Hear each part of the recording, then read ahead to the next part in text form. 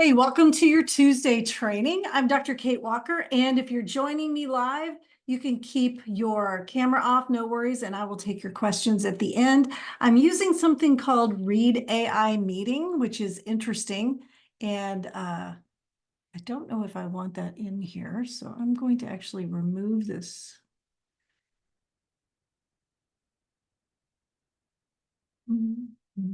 Oh, I know how to do it. Here we go.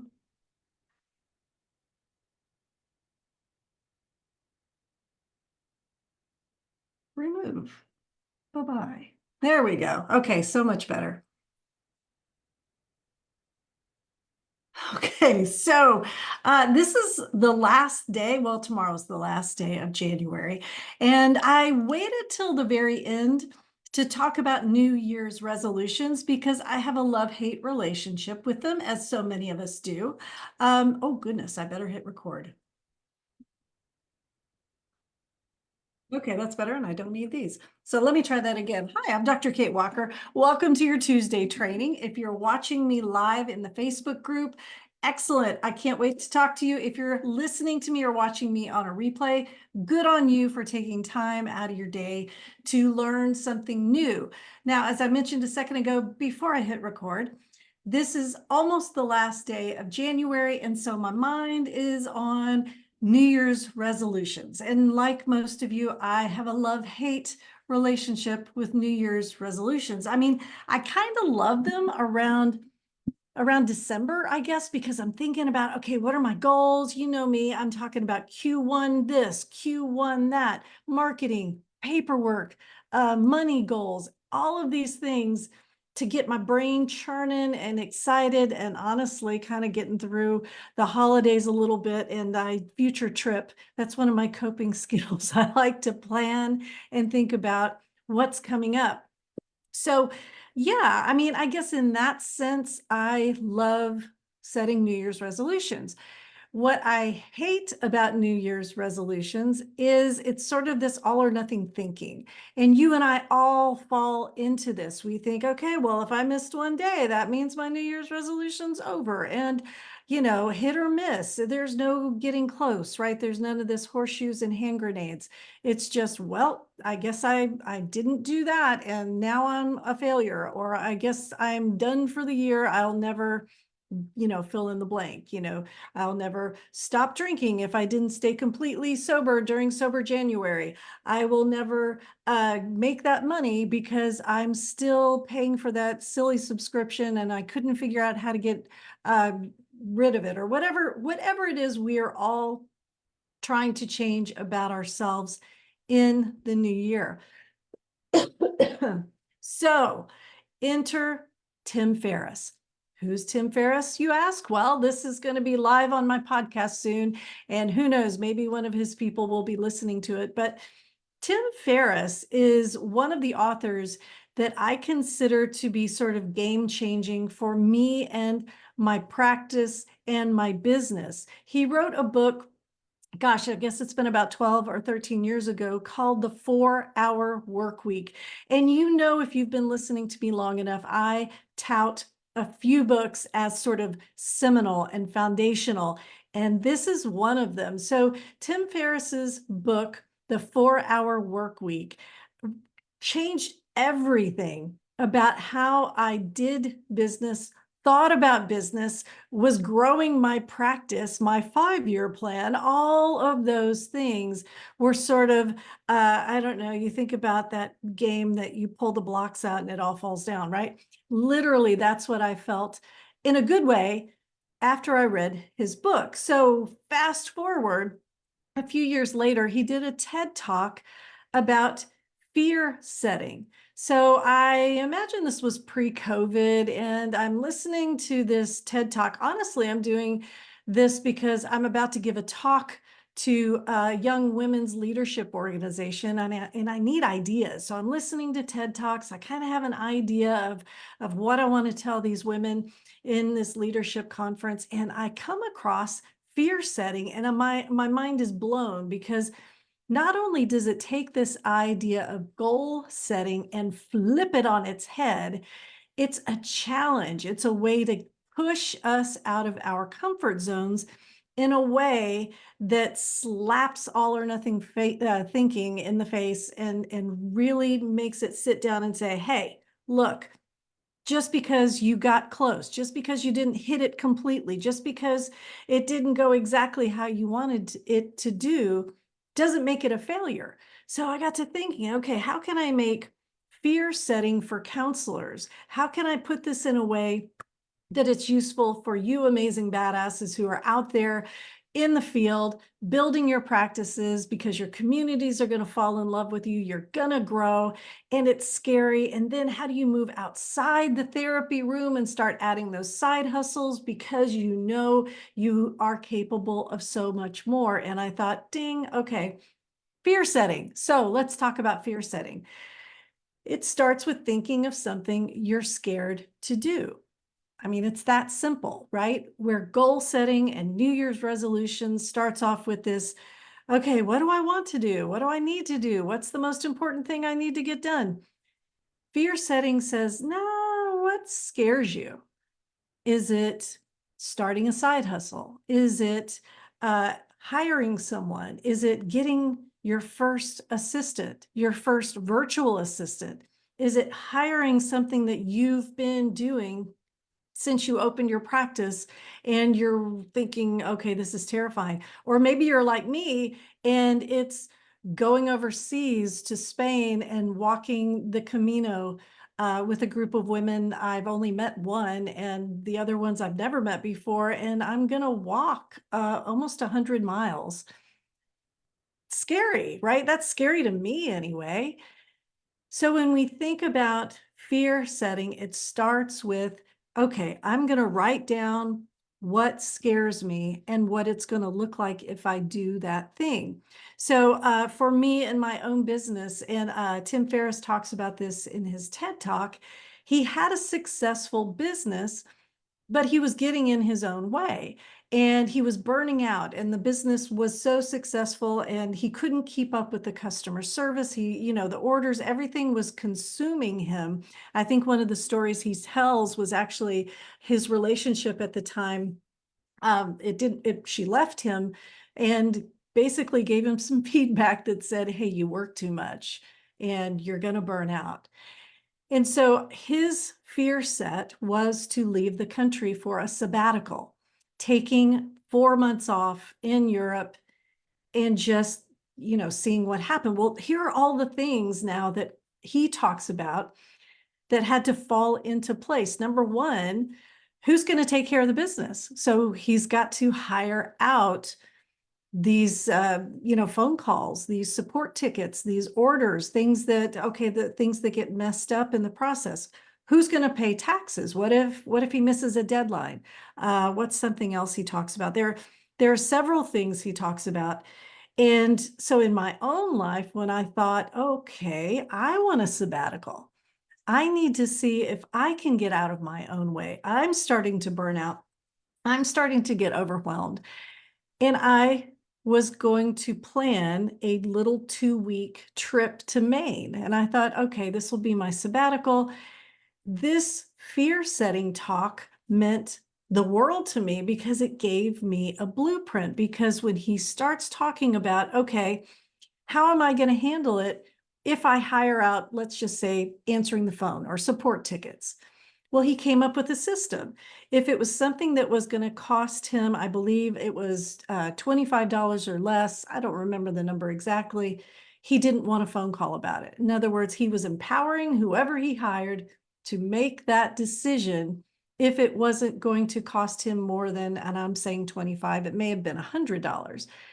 So if you have taken my 40-hour training to become a supervisor in Texas, then you'll know what this is. This is branch, leaf versus trunk and root decisions in a company. What's a decision that's like a leaf? And if it falls off, it's not going to bring down the whole tree.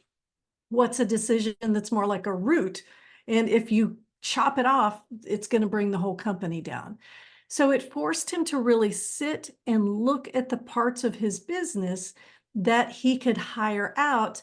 And for us, let's just say control challenged, we enjoy control. It forced him me, if I'm looking in the mirror, to say, okay, I'm going to let go of this. Watch me. I'm letting go. Oh my gosh, look, no hands. I'm not touching it, right? And then mistakes will happen. It's not what if a mistake happens, it's when it happens. And so now I'm starting to take these calculated risks. And when I say calculated, I mean literally financially, like I'm calculating, okay, how much can I afford to lose? What will happen? And how much will it cost me? And can my business come back from that?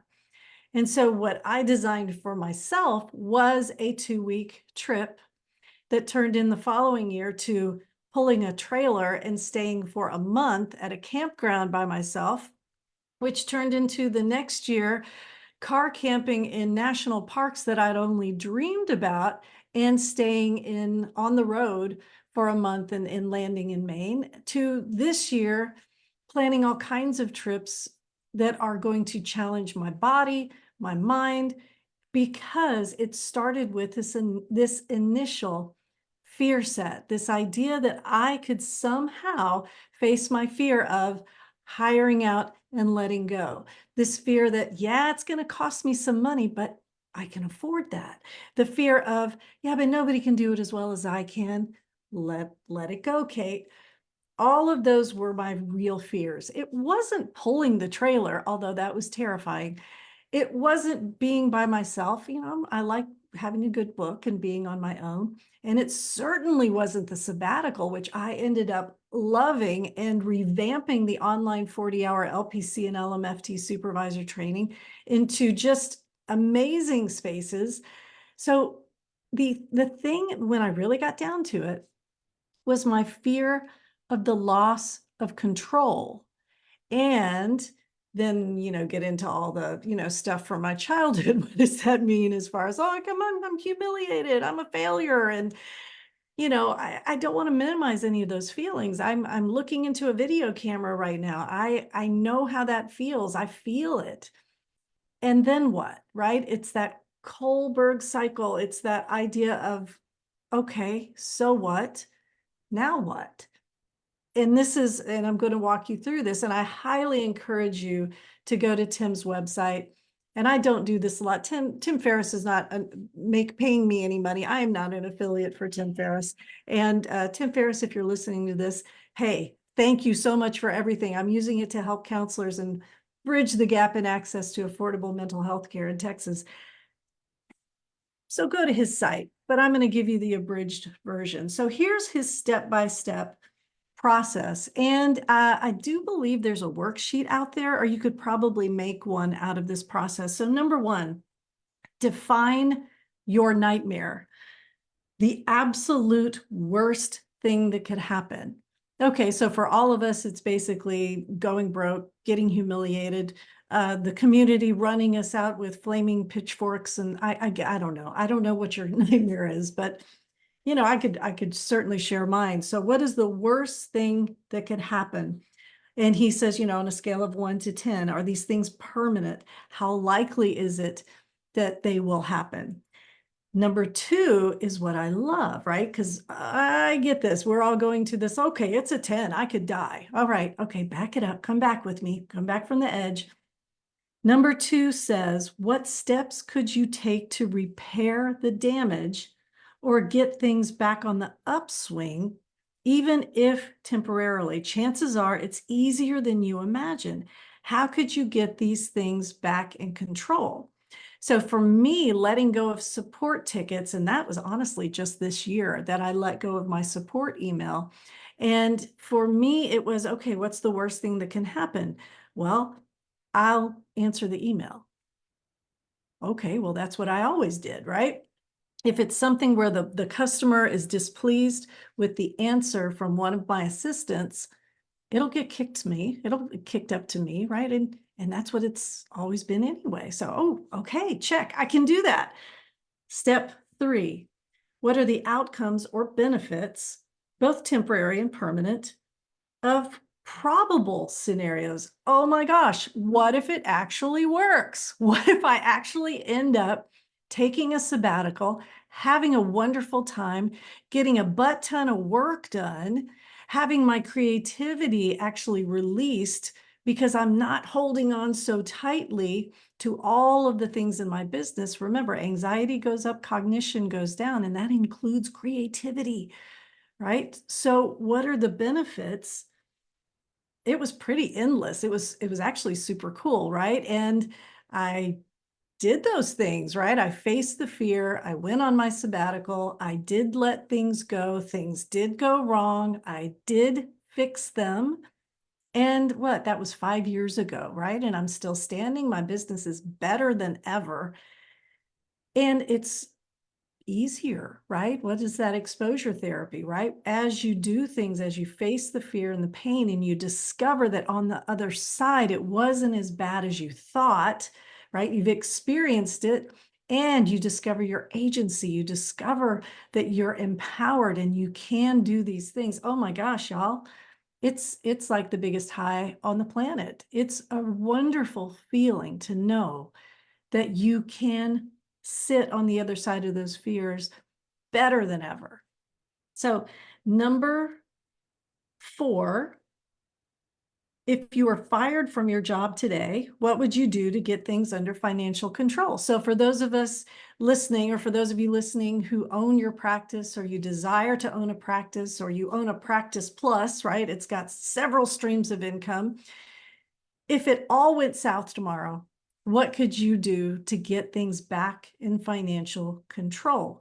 Again, if you've listened to me, you know how we set our budgets, and I talk you through how to prioritize your mortgage and keeping the lights on, right? So what would you do? I mean, you're a smart person. If you're listening to this podcast, you have figured a few things out. So do you think you could fix it if it all came tumbling down? What would you do to regain financial control? What are you putting off? This is the next one. What are you putting off out of fear?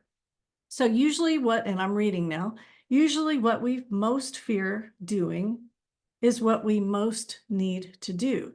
That phone call, that conversation, whatever the action might be, it is fear of the unknown outcomes that prevents us from doing what we need to do. So accepting that and doing it is part of kind of our therapy, right? That's working on ourselves. So for me, as I mentioned before, it wasn't necessarily pulling the trailer. It was the embarrassment of what if it all just tumbles down to nothing? What if, because I knew inside of me, I mean, I've gotten student loans before. I knew financially that somehow my husband and we'd figure it out, but it was just this sort of, oh, look at it. You tried it and you failed. Look at you. And I'm picturing, that chorus of people pointing and laughing. And okay, I'm taking you into my childhood again. Welcome. So those things at the really core of the matter are what's preventing us, which is also that great big green flag that says, hey, Kate, I think this is really, really, really what you need to do. Number 6, what is it costing you to not do it? That's one of my favorite actions. What was it costing me to not take my first sabbatical, to not revamp my course, to not automate things, to get creative with my delivery systems, the ways that I keep the course online, the ways that I market the course to people in Texas? If I had never taken that sabbatical, I can't even tell you what that would have cost me. And then finally, what are you waiting for? And Tim writes in his blog that I'm reading from right now, if you cannot answer this without resorting to the previously rejected concept of good timing, the answer is simple. You're afraid, just like the rest of the world. And I highly encourage you to read this. I'm going to tell you what episode it is, if he has a number. It's May 15th, 2017, Fear Setting, the Most Valuable Exercise I Do Every Month by Tim Ferriss. Read it, download it, listen to it, but most importantly, do it. Set some things out this year that aren't resolutions. Set things out that scare you and go through the exercise and see what the cost will be if you don't do it. And this, I'm just telling you from personal experience and from the messages that I get back from people when I give this message to people at trainings, when I talk people through this in personal coaching, and I help them understand the work that they're doing, the good insight, that good introspection that they're doing when they do this exercise. It's profound what I hear on the other side. So to wrap it up, let's kick resolutions to the curb, shall we? Let's do some fear setting and get our practices in a space where we are changing the world, where you are changing the world, because badass, you are too important to lose to fear over doing something wrong. Okay? That's it. This is Dr. Kate Walker, and this is Texas Counselors Creating Badass Businesses. This is your Step It Up weekly training, and I will see you next time. Take care.